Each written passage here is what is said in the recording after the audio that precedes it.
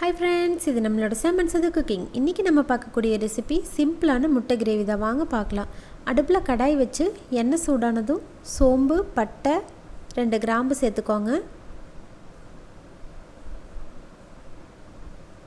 சோம்பு பொரிஞ்சதும் ஒரு பெரிய வெங்காயத்தை சின்னதாக நறுக்கி எடுத்து வச்சுருக்கேங்க, அதை சேர்த்துக்கலாங்க.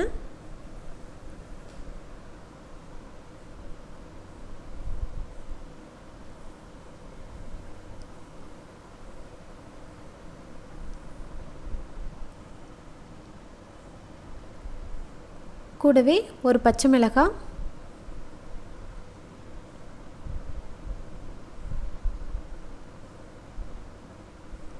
உங்கள் காரத்துக்கு எவ்வளோ பச்சை மிளகாய் தேவைப்படுதோ அந்தளவுக்கு சேர்த்துக்கலாங்க.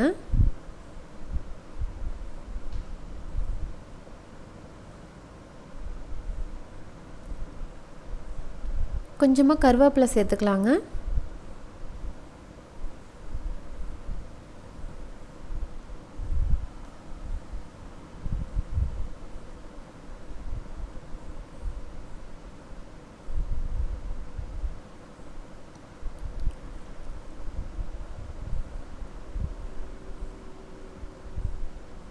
வெங்காயம் நல்லா வதங்கட்டுங்க.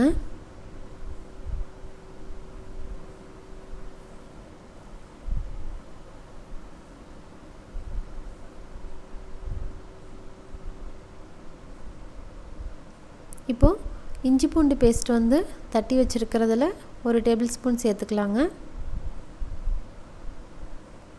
இஞ்சி பூண்டு பேஸ்ட்டு நல்லா வதங்கி அதோட ஸ்மெல் நல்லா வருங்க, அது வரைக்கும் வதக்கி எடுத்துக்கலாங்க.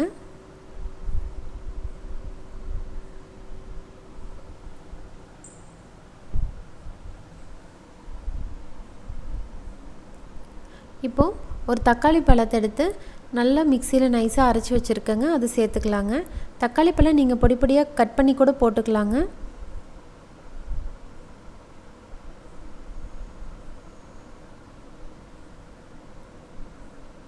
தக்காளியோட பச்சை வாடை போகிற வரைக்கும் நல்லா வதக்கி எடுத்துக்கலாங்க.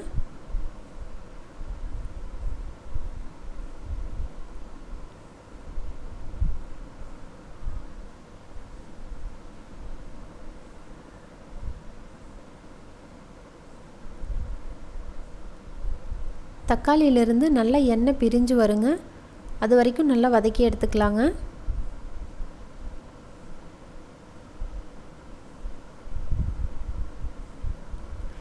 இப்போது மஞ்சள் தூள் 1/2 ஸ்பூன், மிளகாத்தூள் உங்கள் காரத்துக்கு எவ்வளோ வேணுமோ அந்த அளவுக்கு சேர்த்துக்கலாங்க. சீரகத்தூள் 1/2 ஸ்பூன், கரம் மசாலா தூள் 2 டேபிள் ஸ்பூன்,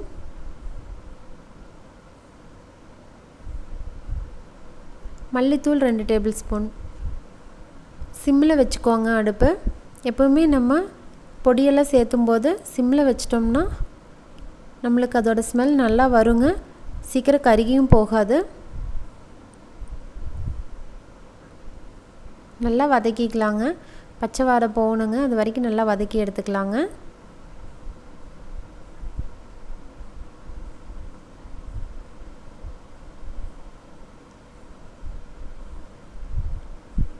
நம்ம டிஷ்ஷுக்கு தேவையான உப்பு சேர்த்துக்கலாங்க.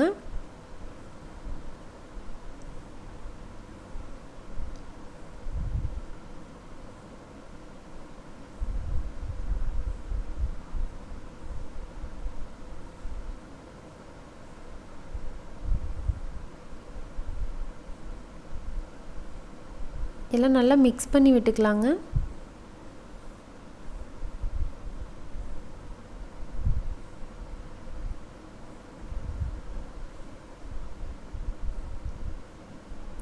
ரொம்ப ஈஸியாக சிம்பிளாக இது செஞ்சிடலாங்க.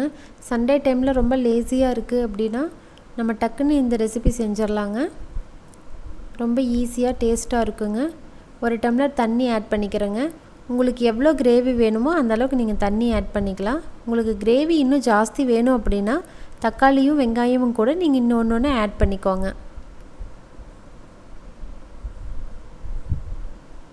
நான் இன்றைக்கி 3 முட்டைக்கு தான் செய்ய போகிறேங்க, அதனால தான் நான் அளவாக தண்ணி சேர்த்துருக்கேங்க. இப்போது தட்டு வச்சு மூடி ஒரு கொதி வர்ற வரைக்கும் வெயிட் பண்ணலாங்க. பாருங்கள் இப்போ எண்ணெயெல்லாம் பிரிஞ்சு நல்லா தண்ணியெல்லாம் கொஞ்சம் சுண்டி கிரேவி பதத்துக்கு வந்துருச்சுங்க.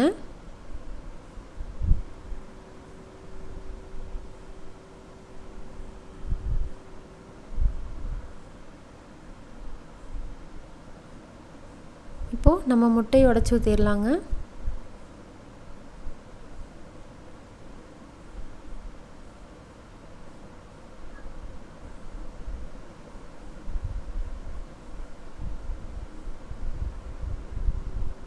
இது வந்து சப்பாத்திக்கு, ரைஸ்க்கு, தோசைக்கு எல்லாத்துக்குமே நல்லா இருக்குங்க.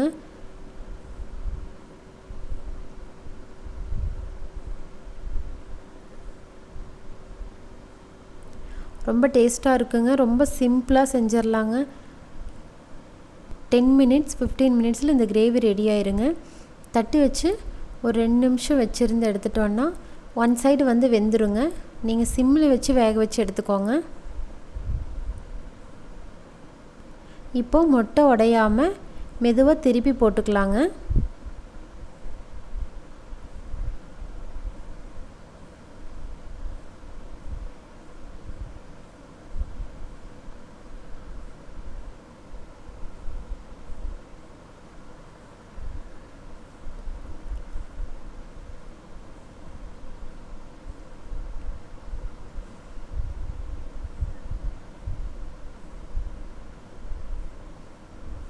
பாருங்கள், நமக்கு இப்போது சூப்பரான உடைச்சி ஊற்றின முட்டை கிரேவி ரெடி ஆயிடுச்சுங்க. ரொம்ப சிம்பிளாக செய்யக்கூடிய ரெசிபி தாங்க இது. நீங்களும் மறக்காமல் இதை ட்ரை பண்ணி பார்த்துட்டு எப்படி வந்துச்சுன்னு என் கூட ஷேர் பண்ணிக்கோங்க. தேங்க்யூ ஃபார் வாட்சிங் அண்ட் லவ் யூ ஆல்.